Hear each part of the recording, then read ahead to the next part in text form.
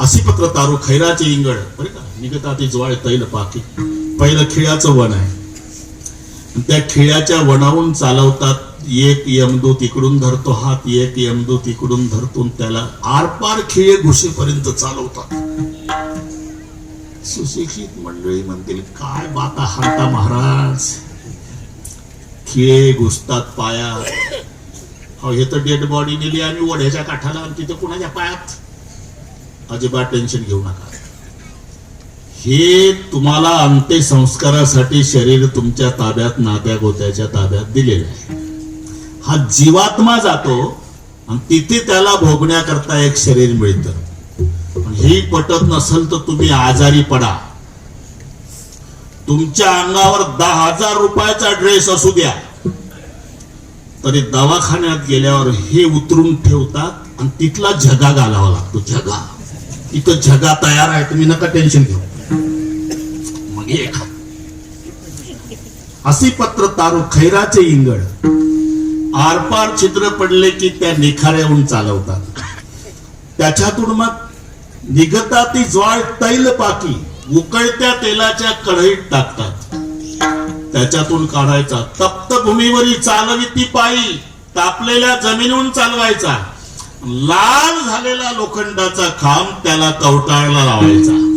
अग्निस्तंभाबाही कवटाळते, अग्निस्तंभाबाही कवटाळते, अग्निस्तंभाबाही कवटाळते. भूमीवरी चालवी पायी, भूमीवरी चालवी पायी, भूमीवरी चालवी पायी, भूमीवरी चालवी पायी. अग्निस्तंभाबाही कवटाळते, अग्निस्तंभाबाही कवटाळते, अग्निस्तंभाबाही कवटाळते.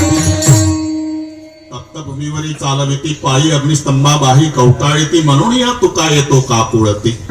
हे सशास्त्र श्रवणावरून ज्याला कळून चुकलं की सर्वात मोठं दुःख मरणाचं आहे, म्हणजे पर्याय आणि यम यातनेचा आहे. म्हणून संत काकुळतीला येऊन सांगतात जन्म मानवाचा मिळाला, आता जन्माला यावं लागणार नाही आणि यमाची यातनाही सहन करावी लागणार नाही.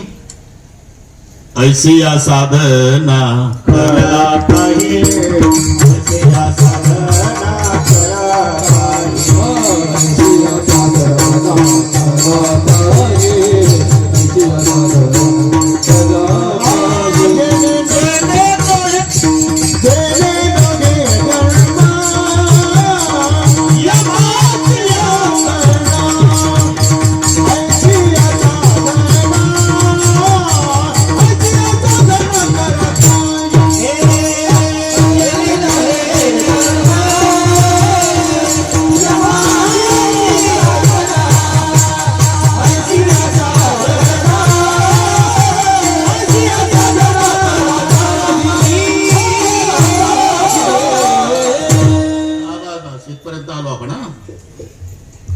आता पुन्हा जन्माला यावं लागणार नाही आणि यमाची यातना सहन करावी लागणार नाही.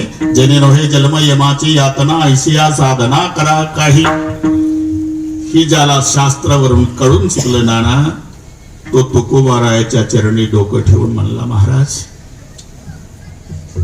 आम्ही कीर्तन ऐकलं ते अवधूत बाबांना आणला तर कुठला बाबा, आता यमाची यातना सहन करावी लागणार नाही, पुन्हा जन्माला यावं लागणार नाही, असं काहीतरी सांगा. तुकोबाराय म्हणले याच्यासाठीच लोक माझ्याकडे येतात,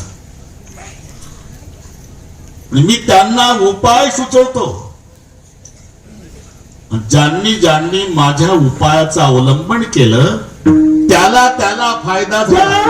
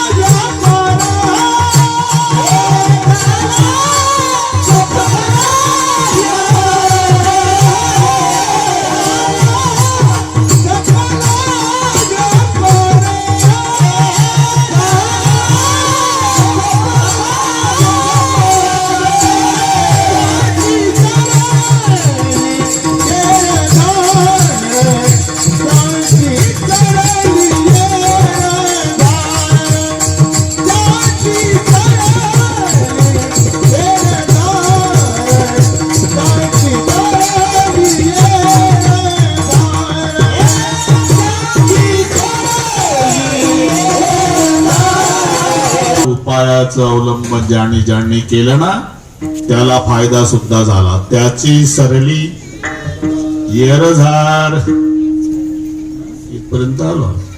प्रत्येकाची पद्धत असते अभंगात कसा प्रवेश करायचा हे वक्त्याने ठरवायचं. सगळे केंद्र सरकारचा नियम आहे का पहिल्या चरणापासून सुरू करते. जिथं जमलं तिथं शिरायचं. विठ्ठला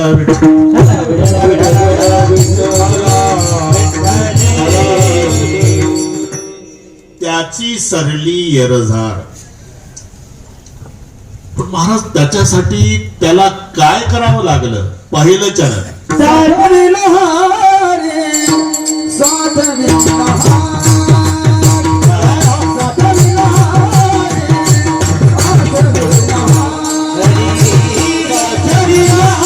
साठविला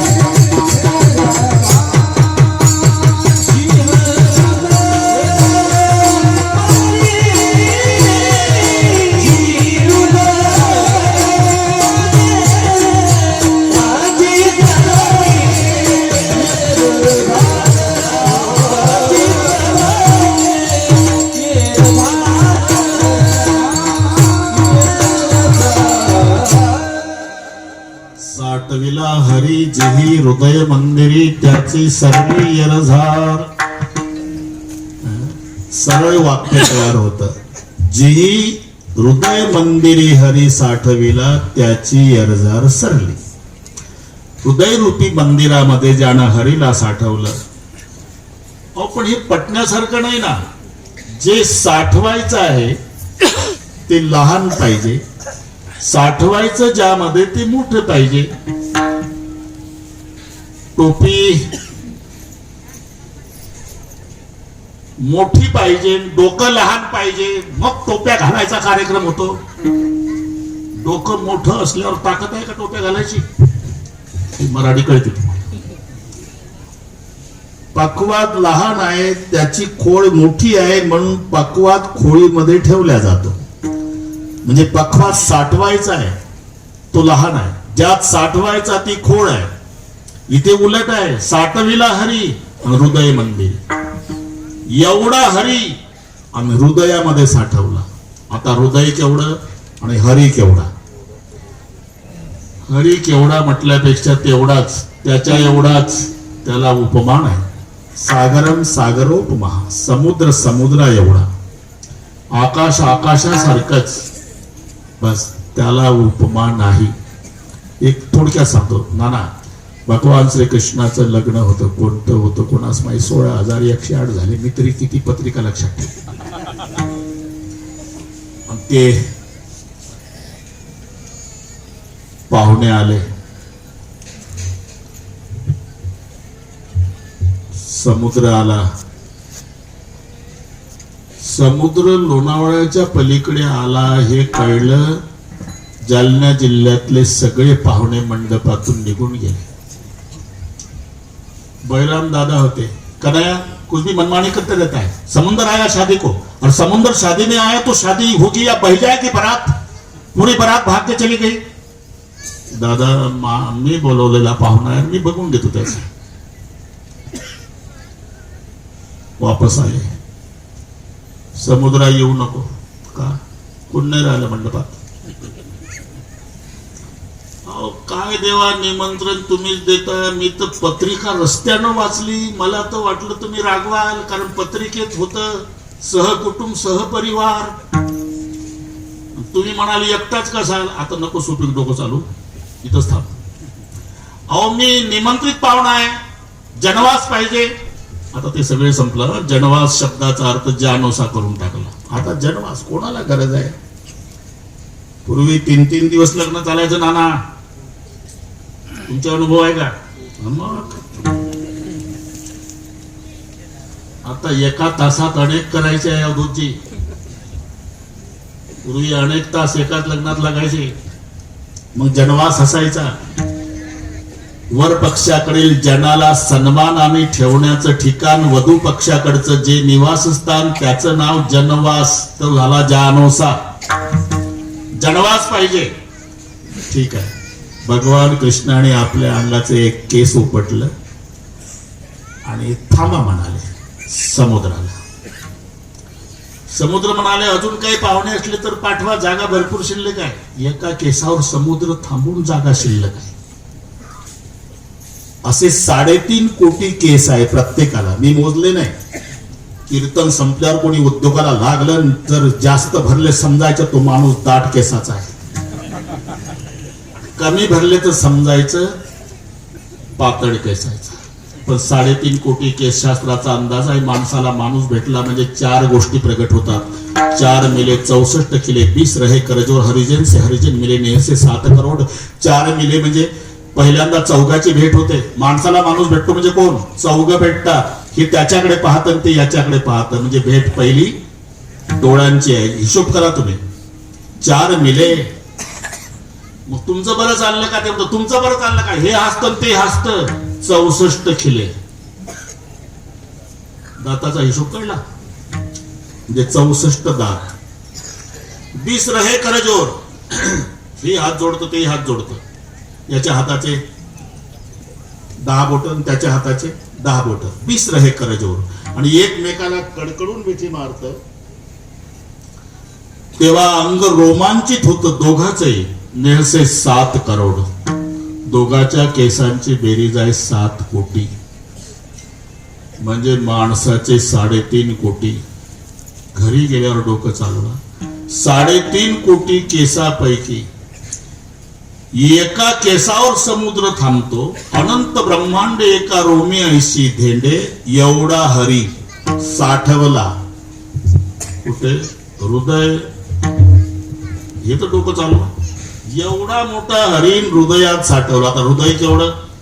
ज्याची त्याची मूठ डाव्या भागाला छातीवर अशी ठेवायची. वरून मुठीचा आकार आहे तेवढाच खाली हृदयाचा आकार आहे. आता हृदय कळलं तुम्हाला. एवढा मोठा हरी. हे नसल तर एकंदर सप्तद्वीप तर शब्द माहित आहे ना.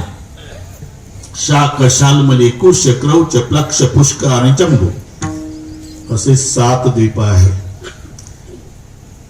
त्या जम्बू द्वीपाचे 9 तुकडे झाले. त्याला नवखंड म्हणतात. खंड कशाला म्हणतात? तुकड्याला. पेपरला वाचता तुम्ही अमुक अमुक यांनी भूखंड श्रीखंड सारखा खाल्ला. खंड म्हणजे तुकडा जमिनीचा. भूखंड. तसं जम्बूद्वीपाचे तुकडे 9. ते नवखंड. इलावर्त, रमण, केतुमाल, किमपुरुष, कुरु, हरिवर्णे, हिरण्य, भद्रास्व आणि भरत. लक्षात राहते का नाही? का वोशीन होच? हे नवखंड. विठ्ठला